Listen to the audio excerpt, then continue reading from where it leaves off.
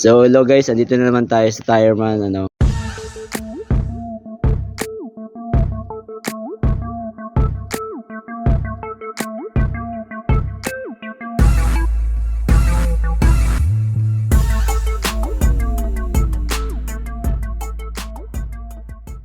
Ayan. So pumunta tayo dito kasi kaninang umaga pag start ko ng sasakyan, may lagitik.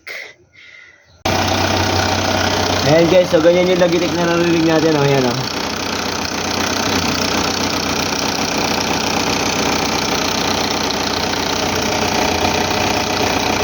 So parang tunog diesel siya ngayon. Ang labasan.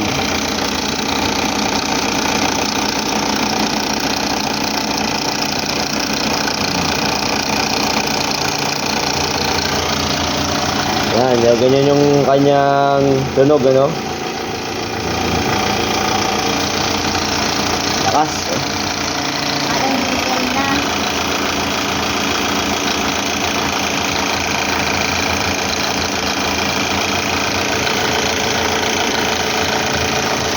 Na nakakatakot. Ayan. So, ang gagawin muna is BPTI, solenoid. Lilinisan muna nila, cleaning. Tapos pag hindi nawala yon, dun hahatulan ko ano yung dapat gawin, ano. So, sana naman hindi tayo magastusan ng malaki. Sana kayanin dun sa BPTI. No. Pero pinakinggan namin kanina dito sa banda dito. Yun, sa loob sa may tensioner. Yan. Yan, oh. Meron silang device na ginagamit para marinig mo yung nalagitik sa medyo malakas yung vibration or yung tunog, yung sound, ano. Yun, so tinanggal nila yung belt para malaman natin, ma-identify natin kung alternator ba o dun sa ating compressor. So ito yung belt. So wala ng belt, may lagitik pa din, may tunog pa din. Ayun. So sana mawala dun sa paglilinis ng dalawa. Yan. So nandun si Sir, tinetesting yung BBTI. Yan. So ginamit pa natin to sa Snake Road, no. Maayos naman, wala naman tayong naging problema. Ginamit ko kahapon sa school. Nakauwi naman ako, walang problema. Kanina lang umaga biglang lumagitik. Biglang lumagitik kaninang umaga bago tayo pumasok. So nangyari, commute na tayo. Tapos pagdating ko sa bahay, ayun, diretso na tayo dito. So, pwede siguro tensioner lang yung papalitan para may tulak yung chain guide. No, ang problema lang doon is magbubukas din naman tayo. Kaya, ang sinasuggest ni Sir, isang set na para isang bukasan na lang tayo. Tapos isang palitan na rin ng internal parts. And then yun nga, ang sinasuggest niya is original. Dahil nga nagpapalit din naman tayo ng internal parts, maganda na yung original para maayos yung pagkakapalit, no? Ayan. Medyo nakakairita nga lang yung tunog, ano, kasi ito nga, alam natin tahimik yung makina na yan, wala yung katunog-tunog, walang kaingay-ingay. So na-check naman, hindi naman siya alternator, hindi naman siya compressor, kasi tinanggal nga yung belt kanina. So yan yung tunog. So, para may idea din kayo. So ayun guys, nasa bahay na tayo, no. At ayun, chinek yung BBTI solenoid, nilinis, pero hindi pa rin nawala yung tunog, ano. Kaya suspecha talaga nila is yung timing chain set na siya, yung kanyang pinaka adjuster, ano. At ayun, ang sinasuggest ni Sir doon is yung original, kaya lang gagastos tayo ng mga 19 plus.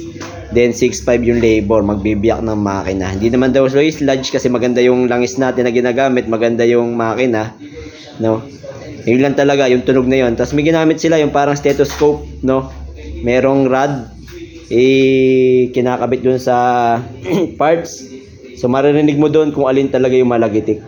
Yun. At yun nga, dun sa may part ng tensioner natin, sa may timing cover, doon siya tumutunog ng malakas. Ayun, so nagbayad lang tayo nung carburetor cleaner kanina, 250.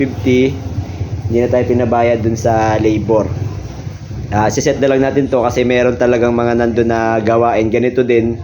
So sabi ni Sir, schedule na lang daw kasi nga hindi ma-accommodate pa. Yan, tapos bibigyan nila ako ng quotation kung magkano yung magagastos natin doon sa parts. Okay.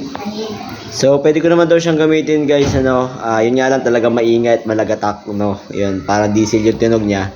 Pero safe naman daw siyang gamitin, yung iba nga daw mas malagatak pa doon, nagagamit naman, Yun kasi timing change, ang kagandahan ng engine natin sa Altis, timing change siya, kaya hindi siya yung napuputulan ng pang timing niya, Kaya lang, syempre, hindi natin patatagalin kasi may tendency rin na maputulan tayo noon kung sobra-sobra na yung pagkasira niya. Yun. Ayan, siya nagbablog din. Ayan, Mana. So, try ko na lang na mag second opinion sa kumpare ko kung magkano yung mga gastos if ever, Ayan. So, kasi doon sa kay Tireman, medyo malaki-laki talaga magastos kasi genuine parts yung gagamitin, tapos yung labor. So, ewan ko kung meron pang iba pang solusyon para dyan. So, kung ako naman din ang tatanungin, magpapalit tayo ng isang part, magkakalas tayo, magbibiyak, lahatin na natin yung mga papalitan para isang labor na lang tayo. Ano, Shane?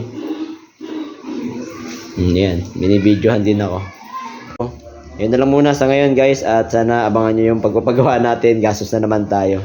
Alright, so siguro yun na magdala naman ako papanabang sa araw na ito. At sa mga hindi pa po nakasubscribe, subscribe lang tayo sa Kulit Shop. Shop na makulit pero walang physical shop.